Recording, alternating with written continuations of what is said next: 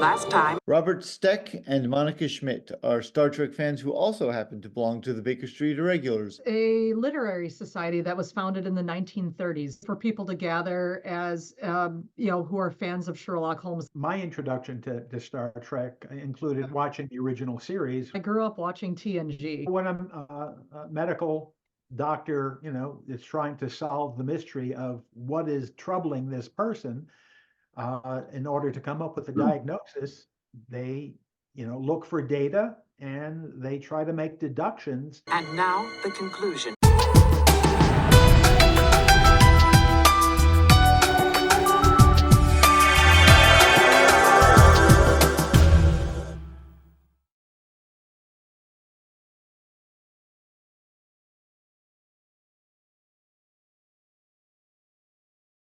Bob, a minute ago, you talked about looking for data. And speaking of data, see what I did there? In Next Generation, season 1, Data discovered Sherlock Holmes. It's something the captain mentioned. Sherlock Holmes, indubitably, Data has been studying him. Has studied, sir. Every case. And then he went into the holodeck for an episode in season 2, which, especially when I was a kid, was one of my favorite episodes. I discovered Sherlock Holmes and Star Trek when I was 10 at the same time. And so to have those two universes collide was amazing for me. I loved it. There's an Easter egg, though, in season 1 that you may not be aware of. In the episode Conspiracy, I don't know if you remember that episode. It's toward the end of season 1. There's a conspiracy in Starfleet, and the Enterprise is headed home to investigate it. Data is doing some research on the strange things that all these captains are doing. And if you look super close at his screen, one of the oddities took place on the USS Sherlock Holmes, registry number NCC 221B. Oh, happy day. I love little Easter eggs like that. Yeah, it's really cool. So they loved Holmes. Just last week, and I just saw this. There's a website called ScreenRant.com. Yeah. And there was an article published in the last week, Star Trek and Sherlock Holmes, 10 callbacks to the famous detective. Oh, cool.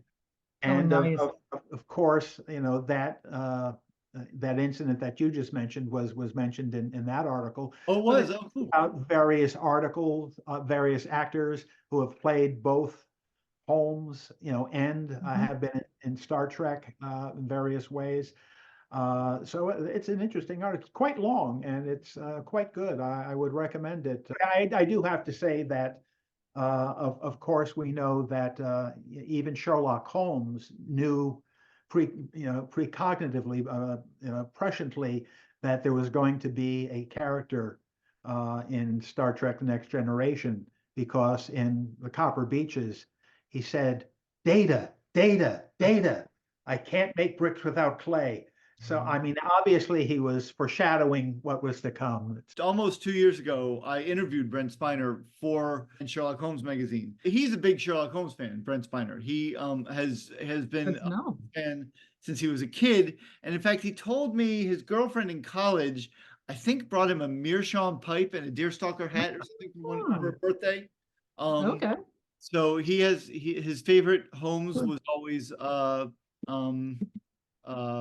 Basil Rathbone, and his favorite Watson was Robert Duvall in the 7% Solution. And the writers, obviously, they didn't know at the time that he was a Sherlock Holmes fan. They were just writing Data as a Sherlock Holmes fan without this knowledge. And then he got the script, and he was Sherlock Holmes for elementary Data. And nice, very nice. Amazing. Oh, fantastic. And of course, our friend Lee was the guy behind the story for Ship in a Bottle as well. So he was. Your friend? Yeah, Lee Shackelford. He was the guy who I believe came up with that story. He didn't write it, but it was the story idea. Monica, you grew up with Next Generation, as did I. what were your feelings on Data as Sherlock Holmes? And Well, like, I mean, it's let me put it this way: the Data and Geordie Barbies are still part of like the Monica wish list of Sherlockian ephemera that I want. yeah, I have vintage cocaine syringes for crying out loud, but I still want those Barbies. I love it. I mean, it's an appropriate extension. It's also at least for me, coming at it from a little bit more of like a psychological perspective. For me as a kid, it was like, oh my God, this is amazing. Now, right. for me, examining it from a professional perspective, it also makes a lot of sense. You've basically got Data who's trying to understand what it is to be human, and of course, he'd relate to the character that seems inhuman, that is human but also seems inhuman. Uh-huh. And so, it's basically a natural progressive step towards understanding the human, condition by basically slowly stepping his way, but starting with the character that happens to be the least human of all of the humans that he might model himself after or emulate. Data, I mean, Data playing Holmes, I mean, it's perfect. First of all, he's a beloved character in the tradition, of Spock, and he is doing something everyone wants to do, emulate their hero. Mhm. And to be able to emulate Data, emulating Sherlock Holmes, it's a twofer. I mean, it's, ooh, I'm a little bit like Data. I'm a little bit like Sherlock Holmes, and I want to be more like them. So, to see Data, trying to be Sherlock Holmes and solving a mystery, it's perfect. It hits the heartstrings so much for me. I mean, it's even though the early seasons of TNG were rough, like I watched them, as a kid, and then when my husband and I started dating like 22 years ago, the first Christmas gift I got him actually was season 3 of Star Trek TNG on DVD. And the reason why I started with 3 is because he made an offhand comment of, well, that's about when it starts getting good. And so I started with 3, and then I got him the later seasons, and then we went back and got him the box sets of the first 2 seasons, Sure. which of course, season 2 has Elementary My Dear Data. So like going back and rewatching those as a young adult, and then now watching them as I am firmly planted in middle age, it's like I recognize that they are rough, but they're still great storytelling. And even though there are times when it's a little painful, I mean, go back and watch anything. I mean, that's old. I mean, dude, I'm an Yeah. old school Doctor Who fan. Go back and watch the original like early episodes, and it's like, oh my, Yeah. but the writing is brilliant. Right. Exactly. Monica, as a collector of ephemera, I'd be happy to send you my homemade VHS copy of season 1, first episode that I videotaped on a borrowed video recorder. Oh, that's fantastic. Now that's actually how I recorded all of the Jeremy Brett series back in the day, when it was on A&E. Yeah. Before that became like, well, back in the day when it was like the PBS of cable. So, Yeah. but yeah, I appreciate that. I was hoping you'd give me the Barbies though. She's still holding out for the Barbies, I'm Bob. holding out for the Barbies, man. Okay. Talk to me about Daniel Davis. How does his Moriarty, do you think, measure up to other Moriartys that have been on the screen before? Well, I mean, it's a different Moriarty. A lot of the Moriartys that are on the screen are boogeymen, so to speak.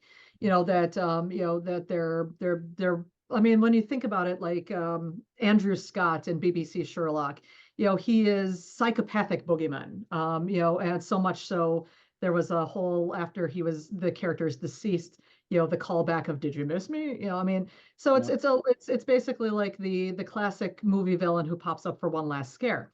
Daniel Davis is different though. It was, I mean, definitely written, with Moriarty and the Napoleon of crime as the template, but then evolved. And that's one of the things that I genuinely appreciate about his portrayal and the way that his character was written, is that he was an evolved Moriarty, that it's not about crime, or that's where it started, but then it basically he becomes something more, something bigger, something more profound, something more human and more three-dimensional. And this You know, presages, yeah. our big discussion nowadays about artificial intelligence. Oh, totally. Because here he is, an artificially created being that, has, as Monica was saying, has evolved and is continuing to evolve, just as we have this fear of artificial intelligence evolving into, a generalized artificial intelligence. Mhm. Is it going to become evil, or is it going to be good, or is it going to be neutral? I mean, then of course you get your Isaac Asimov, three laws of robotics, and I mean, we'll just say, all the interconnected Sherlockian science fiction, big existential questions. But Bob's right. I mean, what is the natural evolution of this version of Moriarty? And I would actually like to think that there is a lot of good in this Moriarty, but he can understand why manipulation and is necessary for survival within the contexts that he's presented. Love Daniel Davis's portrayal, though. My gosh, I'm not gonna lie, when the trailer for Picard came out and I saw just that glimpse, I yelled out, because I was actually sitting here in my therapy office, and I yelled out a happy scream, and my colleagues came, actually kind of barreled in, and Monica, are you okay? Because sometimes it could be a client attacking me or something. I was like, no, you don't understand. Moriarty's back, and they're like, what do you mean Moriarty's back? My colleagues are nerdy, but they're apparently not, not as versed, or at least not as excited about Star Trek Picard as I was. I was at New York Comic Con when they premiered that trailer, Mm. and the whole crowd stood up at that point. Everybody was just so excited to see him back. And then it turned out not to be as exciting as everybody thought it was going to be. No, It wasn't really Moriarty, including Daniel Davis. yeah. He told me that he went in and had to ask the rest of the cast what was going on, because he was like, I don't understand. This is not the Moriarty. I know. I don't understand what's happening. Yeah. Because it wasn't really Moriarty. It was an Easter egg, but really with no purpose, which I thought was a shame, because I would love to see a resolution. Because I was thinking that would be really cool if Moriarty actually is the real villain behind everything else, and kind of, I mean, that would have been so cool. Massively missed opportunity there. I agree. Yeah. It's interesting. In Elementary Dear Data, there was I don't know if you know this, there was an alternate ending that I did not know this. Where, do you remember? They walk out of the holodeck, Data and Geordi, and they still have the piece of paper he drew the Enterprise on. Oh, yes. Well, that was supposed to come into play at the end, and Picard was supposed to realize, oh, he can leave the holodeck, because this piece of paper left the holodeck. But then he told him, we can't get you out of the holodeck. We'll save you and try. And Gene Roddenberry nixed that idea, because he was like, Picard would never lie. So they had to come up with a different ending, but that scene had already. I noticed that. Yeah, I always noticed that too, and it wasn't until years later that I knew that story. So, but it also lends itself to, or that unexplained moment lends itself to Ship in a Bottle, in terms of getting him off the holodeck, and So, I mean, even though it was an alternate ending, and I think it would have been a much more satisfying ending, it at least lent itself to the events of Ship in a Bottle. So I'll take the slight inconsistency there. Right, absolutely. I mean, you have no choice, Monica. Well, yeah. You have to. Well, there's what the kids would call headcanon, which I usually just that's refer to true. Imagination, and but I'll accept it. I'm a text supremacist, if you will. I like my subtext. There was no such thing as headcanon when we were watching this originally. That was not a term. No. But one last thing that I want to cover is there is a lot of crossover between Sherlock Holmes fans and Star Trek fans. Why do you think that is? That's a fair question. I mean, I think we'll just say it appeals to us. One of the things that I love about Sherlock Holmes, and there's sonnets and poems that are kind of written about this. Vincent Sterrett's very famous sonnet 221B, which, if we come at it from like a little bit more of a Christian perspective, that's like our version of the Lord's Prayer, if you will. It's basically like recited in the wee hours of the morning, no matter how inebriated we are at 2:21 a.m. But it's basically here, though the world, it ends with here, though the world explode, these two survive, and it is always 1895.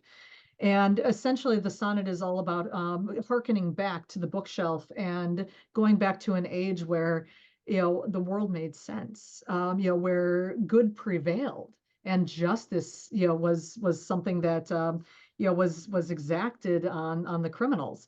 And I think in like with Star Trek, what we have is we have the future society, or at least in the beginning, the whole concept of Star Trek, which is kind of that future utopian society where we put all of our differences aside and actually work together for the benefit of our, the human race, as well as the benefit cosmically, across the expanse.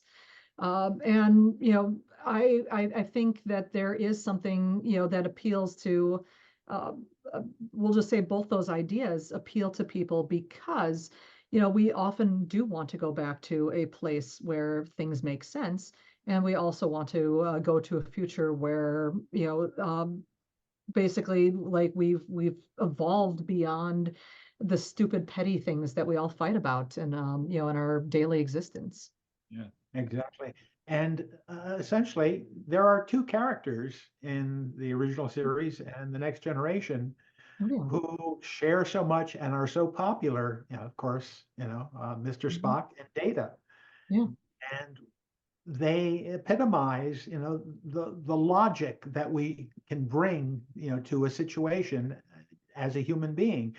If you proceed logically, you are more likely to get the conclusion you want than if you proceed chaotically or at random. And we'd like to identify with characters, for their characteristics. And each of the characters in the series, embody some part that we want to be like, or that we think we are like, and we want to be more like. Mhm. Both Data and Sherlock Holmes appeal to the rational, logical, sober way of dealing with the world. Absolutely. I mean, it's to whom we aspire to be. And to be fair, I think there's a lot of since I'm a therapist and we talk a lot about mental health, and I mean, in my field, and I do a lot of analysis with Sherlock Holmes and the Sherlockian canon. Looking at Sherlockians, there's a lot of, and I know it's not a clinical term, but colloquial term, but neurodivergence among us, and I know that there's plenty in the Star Trek community as well. Holmes, Spock, Data.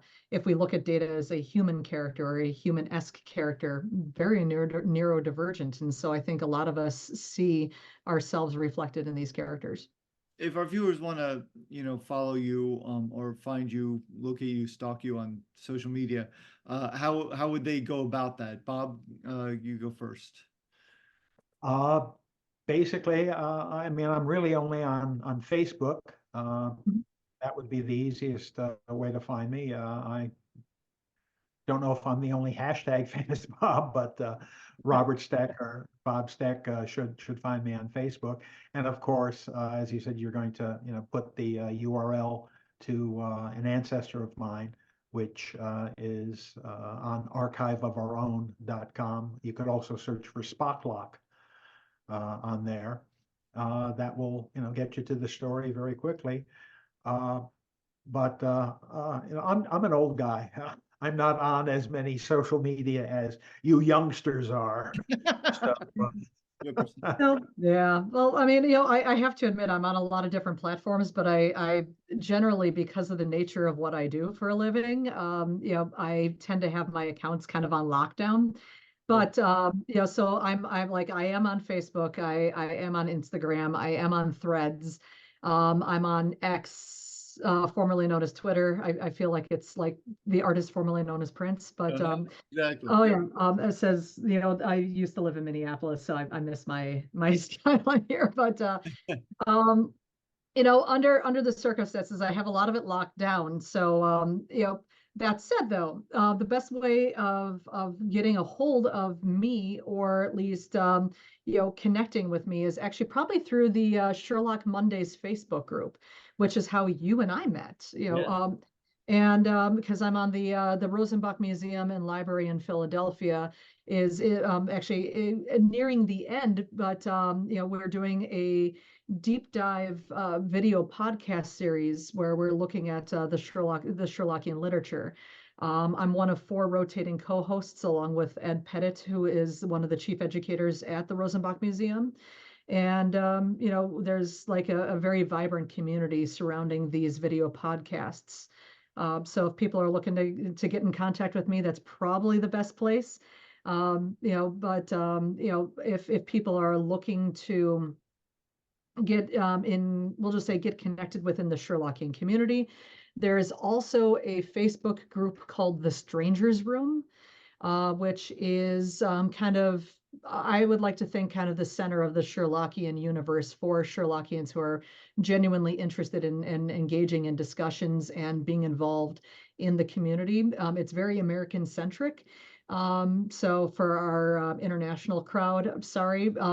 But I mean, there's plenty of international presence in the Strangers Room, but again, much more American centric in terms of like the culture and the societies and the people who occupy the Strangers Room.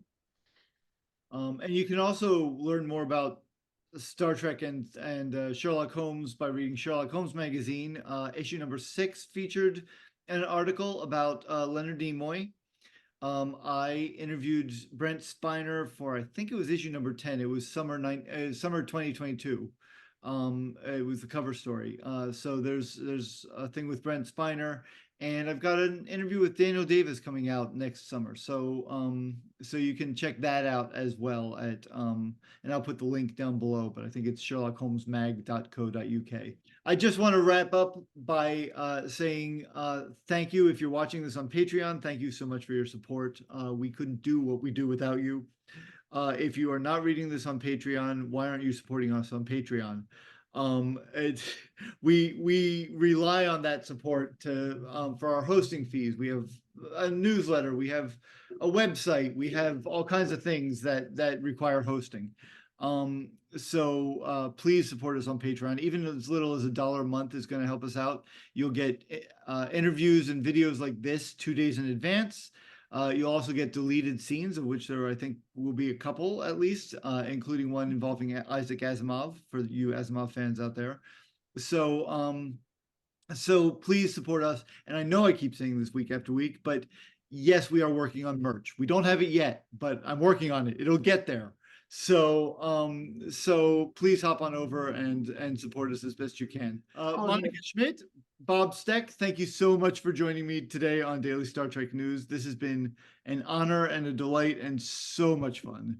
I enjoyed The honor and privilege is mine. Thank you.